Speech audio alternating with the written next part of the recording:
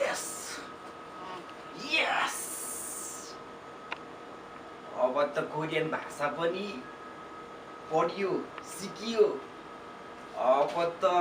soil झरिन्छ महिनामा 2 लाख कमाइन्छ यस महाका गाउँका केटाहरूलाई त म कोरियामै आन्दोलन गरिदिन्छु महाका अब त अजिजियो हाँसियो भन्दै मक्ख पार्ने हो लौजा ओइ रमेश टिकट र भिसा हेर त हामीले कताको फर्म भरेको अरे कस्तो नबुझेको तैँले यार इपिएस कोरिया भनेर हामीले एजेन्टलाई 1.5 लाख बुझाएको होइन त ओ रमेश हेर त यो त कोरिया जाने टिकट होइन छ यो त काठमाडौँदेखि गौरीघाट जाने झापाको टिकट दिएर मरेछ रमेश हेर त हेर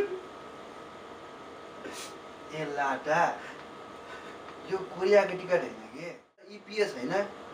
इसारामा पैसा सिधाउने कोरिया पो रहेछ त केटा रमेश